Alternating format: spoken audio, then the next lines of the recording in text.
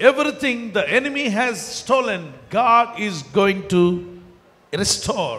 సాతానుని ఆరోగ్యాన్ని దొంగిలించుంటే దేవుడు దాన్ని మళ్ళా తిరిగి నీకు ఇవ్వబోతున్నాడు. సాతానుని ఫైనాన్షియల్ దొంగిలించుంటే నీ ఆర్థిక విషయాలను అవి తిరిగి నువ్వు పొందుకునేలా ప్రభు సహాయం చేయనుగాక.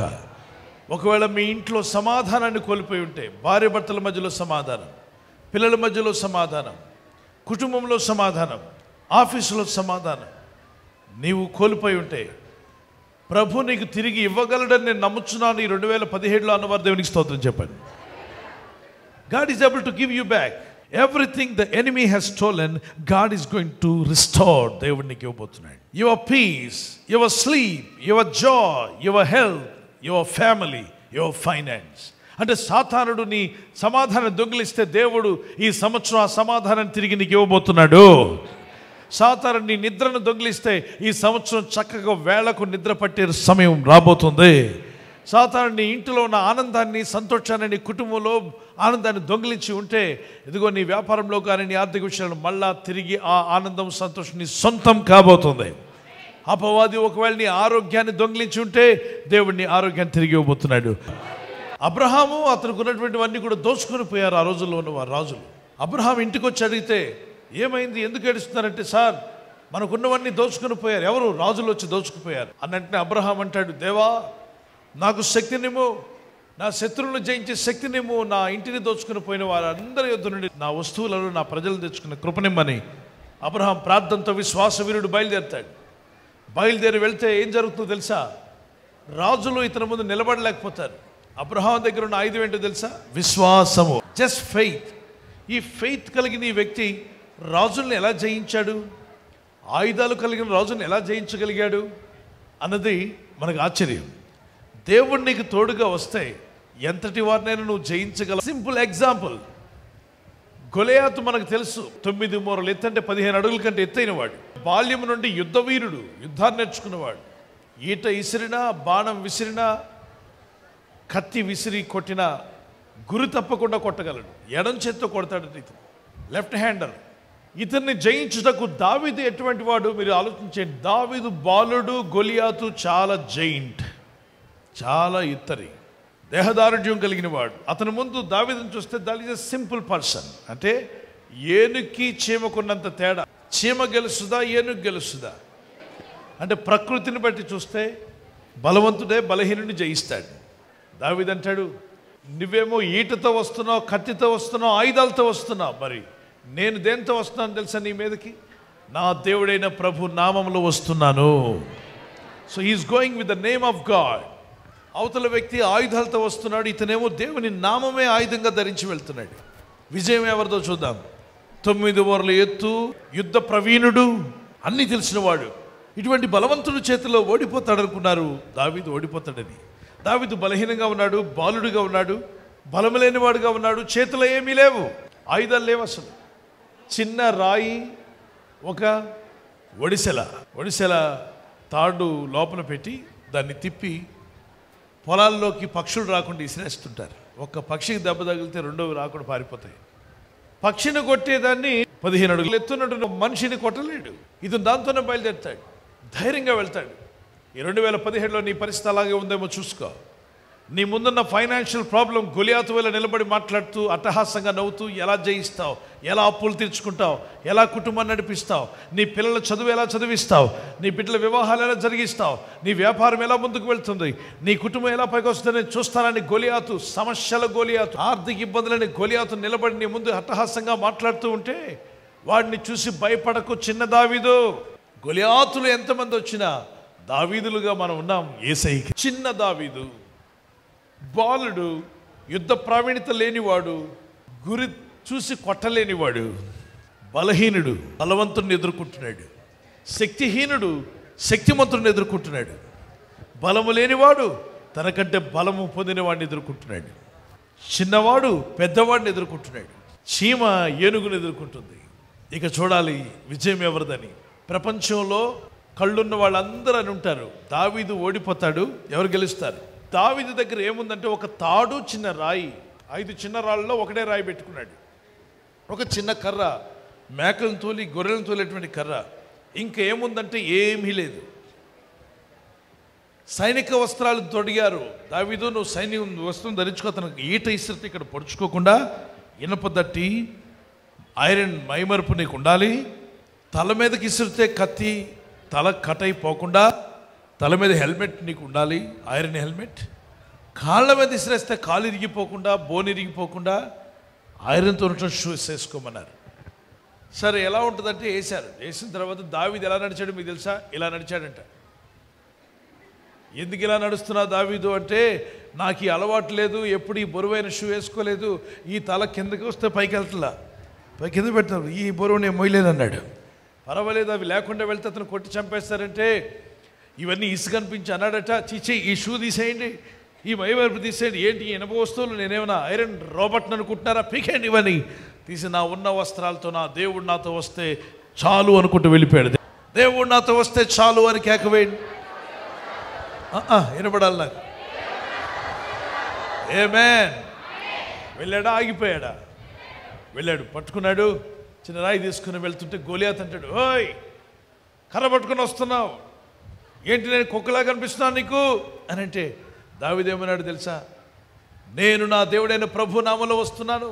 అప్పుడు గోలియాత్ నా దగ్గర కత్తిని చూసావా, నా దగ్గర డాల్ సైజ్ చూసావా, నా దగ్గర ఉన్న ఈట సైజ్ చూసావా, ఇక్కడ నుండి ఇసురుతే నీ దేహం ముక్కలైపోతుంది, నీ దేహాన్ని నేను ఆకాశ పక్షులకు ఆహారంగా ఇసిరేస్తాను అని అంటాడు. ఎవరు? గోలియాత్. అతను చెడ్డ మాటలు మాట్లాడతాడు, దావీదుకు భయం కలిగించే మాటలు, దావీదును కృంగదీసే మాటలు, ఈ రోజుతో నీ అంతం, ఈ రోజుతో నీ జీవితం ఖాళీ అంటాడు. అటువంటి భయం పుట్టించే మాటలు సాతానుడు మాట్లాడినప్పుడు నువ్వు వాటిని విని ఏడ్చుతూ కూర్చోకూడదు. దావీదు వెంటనే తిప్పికొట్టాడు. ఏమన్నాడు తెలుసా?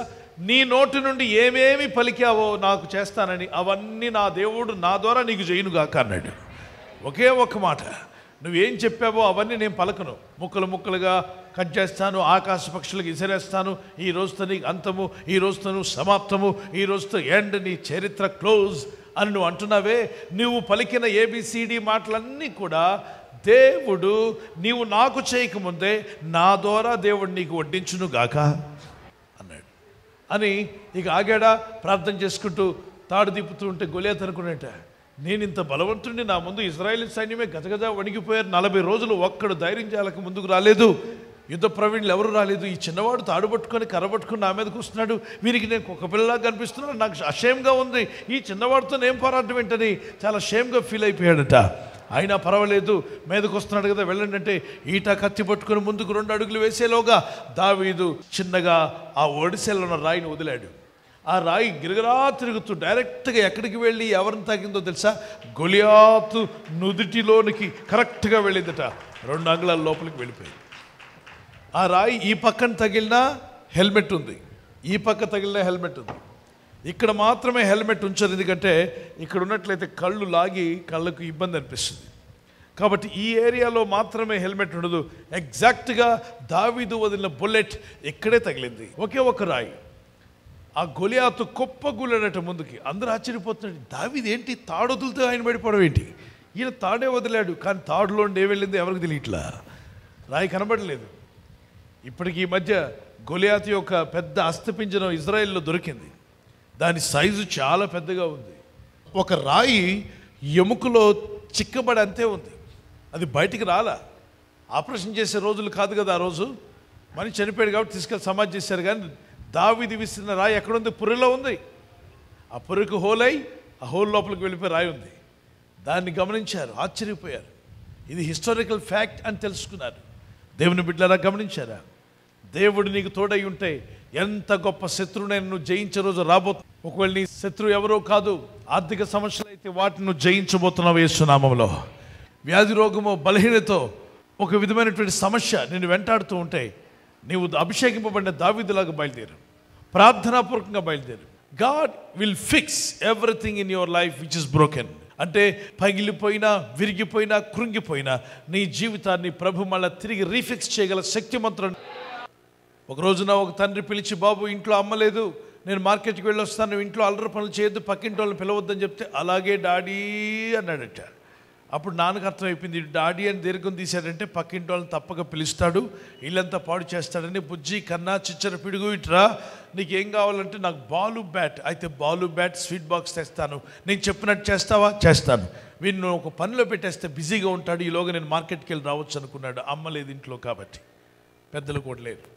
సరే బాబు ఈ మ్యాప్ చూడనానా అంటే ఇండియా మ్యాప్ ఉంది. చూశాను డాడీ, ఈ మ్యాప్ రోజు చూస్తున్నానుగా, ఇండియా మ్యాప్ అన్నాడు. ఓకే, దీన్ని నేను ముక్కలు ముక్కలుగా చింపేస్తాను, ఇంట్లో ఎలా ఉందో మ్యాప్ ఇప్పుడు ఎలా ఉందో అలాగే నువ్వు పెట్టేసి ఉంచాలి, నేల మీద అలా పరిచిపెట్టు, నేను వచ్చేలోగా నువ్వు ఆ పని చేయాలి. Okay daddy. అప్పుడు బాలు బ్యాట్ ఇస్తాను, తీసుకొస్తాను, స్వీట్ బాక్స్ అన్నీ కూడా ఇస్తాను. ఒకవేళ నువ్వు చేయకపోతే పక్కింటి వాళ్ళ పిల్లల దగ్గరికి వెళ్ళి ఆటలాడుతూ వాళ్ళని ఇంట్లో పిలిచి ఇల్లంతా పాడు చేసావంటే నీకు బెత్తంతో దెబ్బలు ఇస్తాను కానీ బ్యాట్ ఇవ్వను. ఓకే డాడ్ అన్నాడు. చిన్నవాడు, 4 సంవత్సరాలు 5 సంవత్సరాలు ఉంటాయి.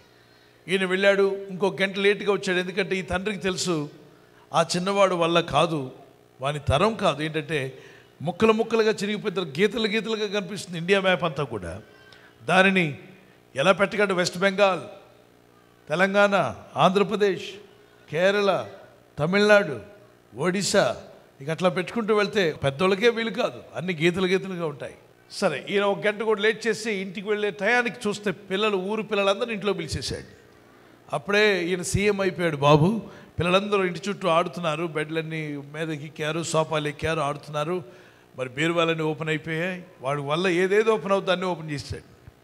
వాళ్ళ నాన్నగారు చాలా సీరియస్గా వచ్చాయి, ఏం పని చేశావు, నువ్వు ఏం చేసావంటే, నాన్న నువ్వు చెప్పిన పని చేసేసాను, నాకు బాలు బ్యాటు స్వీట్ తెచ్చావంటే ఎందుకు ఇస్తాను నీకు బాలు బ్యాట్ స్వీట్ కాదు, ముందు ఆ మ్యాప్ ఎక్కడ పెట్టావో చూపించు, మ్యాప్ సరిగా ఉందో లేదో నాకు చూపించు, నేనేం చెప్పాను నువ్వేం చేసావు, ఆ పేపర్ ముక్కలన్నీ పడేసి బయటకు వెళ్ళి పిలుస్తావా, ఇదిగో తెచ్చాను కానీ నీకు ఇవ్వను, నువ్వు అనుకున్న బ్యాటు బాలు స్వీట్ బాక్స్ తెచ్చాను కానీ నీకు ఇవ్వను, నీకు బెత్తంతో కొడతానంటే. డాడీ నువ్వేమన్నావు, మ్యాప్లా పెట్టమన్నావు కదా, అవును, నువ్వు వెళ్ళిన వెంటనే పెట్టేశాను, నేను వెళ్ళిన వెంటనే నువ్వు పెట్టే చూపించు, రా డాడీ లోపలికి వెళ్ళి చూడమని. ఆ నేల మీద చక్కగా ఇండియా మ్యాప్ అమర్చబడి ఉంది. దేవునికి స్తోత్రం, ప్రైజ్ ది లార్డ్. బుజ్జి కన్నా ఎలా పెట్టావు, నా వల్లే కాదు, పక్కింటి ఆంటీని అడిగావా, కాదు డాడీ. అంకుల్ సాయం తీసుకున్నావా, లేదు డాడీ. మరి నీ ఫ్రెండ్స్ అంతా చిన్న చిన్న బుడతలే, వీళ్ళందరూ వచ్చి నీకు సాయం చేయలేరు, అంతా ఉడతలు, వీళ్ళందరూ సాయం చేయలేరు, మరి ఎలా పెట్టగలిగావు, ఏముంది డాడీ, కాలును కాలు దగ్గర పెట్టా, తలను తల దగ్గర పెట్టా, కన్నును కన్ను దగ్గర పెట్టా, చెయ్యిని చెయ్యి దగ్గర పెట్టా. ఏమిటి, ఏం పెట్టావు నాన్న? కాలును కాలు దగ్గర, చెయ్యిని చెయ్యి దగ్గర, చెవుని చెవు దగ్గర, ముక్కును ముక్కు దగ్గర పెట్టాను.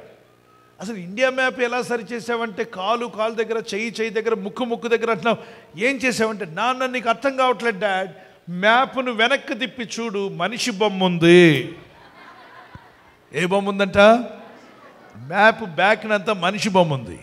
కాబట్టి ఈ బాబు ఏం చేశాడంటే మ్యాప్ను సరి చేయడానికి బదులు ఎవరిని సరి చేశాడు? మనిషిని సరి చేయడం ఈజీయే కాబట్టి ముక్కును ముక్కు దగ్గర, చెవిని చెవి దగ్గర, కాలును కాలు దగ్గర, తలను తల దగ్గర పెట్టేస్తే ఏం తయారైపోయింది? వెనక వైపున మ్యాప్ తయారైపోయింది. ఓ బుజ్జి కన్నా నీకున్న తెలివితేటలు నాకు లేవు అన్నట్ట. దేవుని బిడ్డలారా, ఒక దేశం మారాలంటే మనిషి మారాలి. గట్టిగా చెప్పండి, ఏం మారాలి? మనిషి మారాలి. మనిషి మారకుండా దేశం మారుస్తే ఏంటి మార్చేది? ఏం మార్చలేవు. ముందు మనిషి మారాలి. ఏం మార్చాలి? మనిషి మారాలి. దేవుడు ఏమంటాడు? స్పిరిచువలిజం ఫస్ట్ ఆఫ్ ఆల్, మనిషి హృదయం మారితే అన్నీ మార్చుకోగలడు అంటాడు యేసయ్య. మనుషులు ఏమంటారు లిబరలిజంలో? మనిషి బయట అన్నీ మార్చండి, మనిషి మారకపోతే నన్ను అడగండి అంటారు. లిబరలిజం ఏమంటుందంటే బయట మనిషికి కావాల్సినవన్నీ ఇవ్వండి, అతను మారకపోతే మమ్మల్ని అడగండి అని. వట్టిదే. దేవుడు ఏమంటున్నాడంటే మనిషి హృదయం మార్చు, అప్పుడు అతను మారకపోతే నన్ను అడగమంటున్నాడు దేవుడు. ఇప్పుడు ఏది ముఖ్యం? మనిషి బాహ్యమైన వస్తువులు, ఇళ్ళు బళ్ళు మార్చడం ముఖ్యమా, హృదయం మారడం ముఖ్యమా?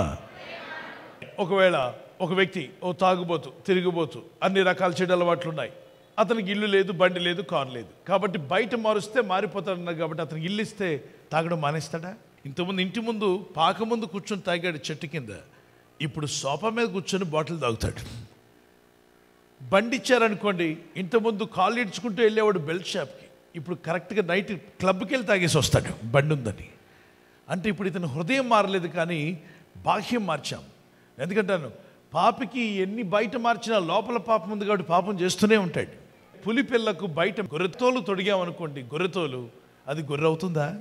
నిన్ను గొర్రెతోలుగా మార్చేసాం, 4 ఫోటోలు కూడా తీసి నువ్వు ఇప్పుడు గొర్రెవే అని చెప్తే లోపల ఎవరున్నారు? లోపల ఎవరున్నారండి? పులి. దాని స్వభావం మారదు కాబట్టి అది గొర్రెలాగా కనబడినా అది స్వభావం బయటపడగా అది పులిలాగే ఉంటుంది. కాబట్టి లోపల నువ్వు మారాలి, హృదయం మారాలి, ఆత్మలో మార్పు రావాలి. లోపల నువ్వు ఎప్పుడైతే మార్చబడుతున్నావో ప్రభు నీతో కూడా ప్రయాణం చేస్తాడు. నువ్వు లోపల మారకుండా బయట ఎన్ని మార్చుకున్నా నీ జీవితంలో ఉపయోగం ఉండదు. లిబరలిజం ఏం చెప్తుందంటే బండి లేని వాడికి బండి మారకపోతున్నాను అడుగు, ఇల్లు లేని వారికి ఇల్లు మారకపోతున్నాను. నేను అడుగుతున్నాను, బళ్ళు ఇల్లు అన్నీ ఉండి కూడా తాగుబోతులుగా తిరుగుతున్న వారు ఉన్నారా లేరా? చెడిపోయిన వారు ఉన్నారా లేరా? అన్నీ ఉన్న జీవితం బంధకాలు పాలు చేసుకున్నారు, సమస్యల పాలు చేసుకున్నారు. వాళ్ళకి లేక కాదు, ఉండే. దేవుని బిడ్డలారా, మనం అనుకుంటాం లేక చేస్తున్నారేమని, కాదు, ఉండి బాధపడుతూ చిక్కుల్లోకి సమస్యలకు తమ నెట్టుకున్నారు. అయితే ఈరోజు దేవుడు చెప్తుంది ఏంటంటే మనిషి హృదయం మారితే బయట బాహ్యం మారుతున్నాడు. బయట మార్చుకుంటే ఇప్పుడు ఒక వ్యక్తి అదే తాగుబోతుకి ఇల్లు బండి ఏమి ఇవ్వకుండా దేవుడు హృదయం మార్చాడు అనుకోండి, మనసు మారిపోయింది అనుకోండి, తాగేవాడు ఏం చేస్తాడు? మానేస్తాడు. తిట్టేవాడు తిట్టడం మానేస్తాడు, తిరిగేవాడు తిరగడం మానేస్తాడు.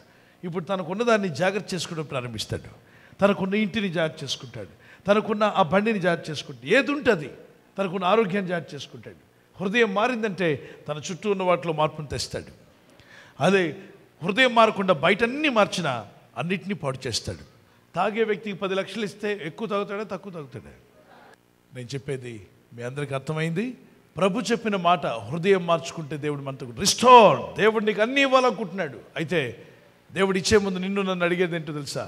నీ హృదయం మార్చుకో, నీ మనసు మార్చుకో, నువ్వు నాతో నడవడం ప్రారంభించు.